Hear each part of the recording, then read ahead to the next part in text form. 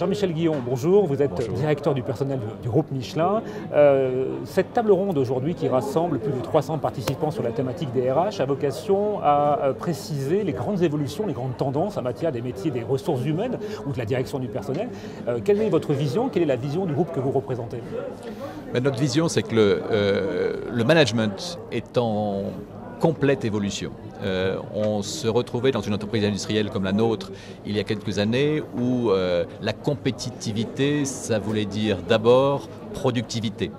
Et le modèle de management qui avait été mis en place, c'était un modèle de management qui permettait l'amélioration de la productivité. Et ce management-là était un management plutôt directif, plutôt orienté sur les process, sur des standards, sur le reporting.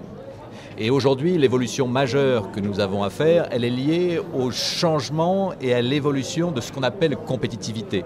Parce que la question de la productivité demeure, mais la question de l'agilité, la question de la réactivité est toujours plus présente dans une entreprise comme la nôtre.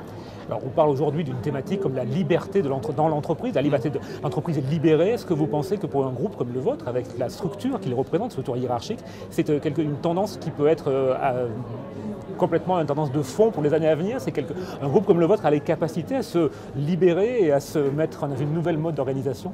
Alors, nous ne parlons pas encore d'entreprise libérée chez Michelin, mais nous insistons sur le thème de l'empowerment. Parce que nous partons du principe que la responsabilisation, c'est bien là que tout le monde nous attend.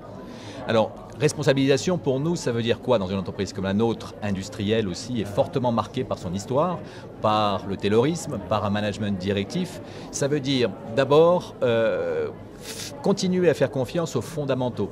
Les structures que nous avons mises en place en termes de système de management perdurent parce qu'elles donnent la professionnalisation et le professionnalisme à l'ensemble de nos salariés. Mais il ne faut pas que l'outil devienne une fin. L'outil, c'est toujours un moyen. Et c'est ce que nous permet de dire la responsabilisation, parce que dans la responsabilisation, on propose aux gens d'utiliser les outils que nous avons mis en place, mais en s'en libérant, en partant du principe que ces outils peuvent évoluer en fonction des besoins et qu'il faut qu'ils dépassent le fait de voir ces outils comme une fin en soi.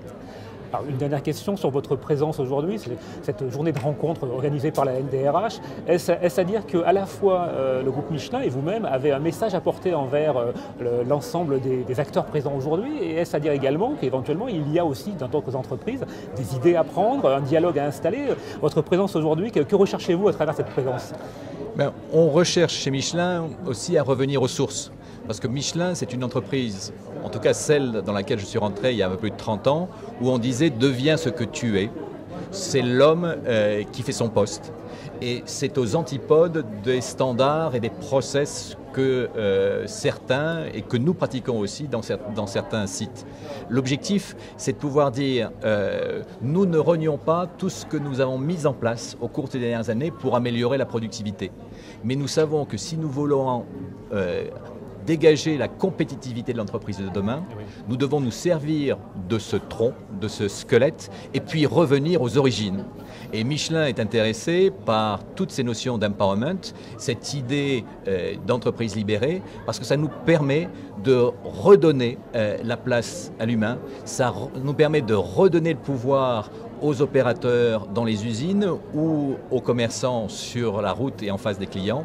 Et ça, c'est véritablement la culture dans l'entreprise.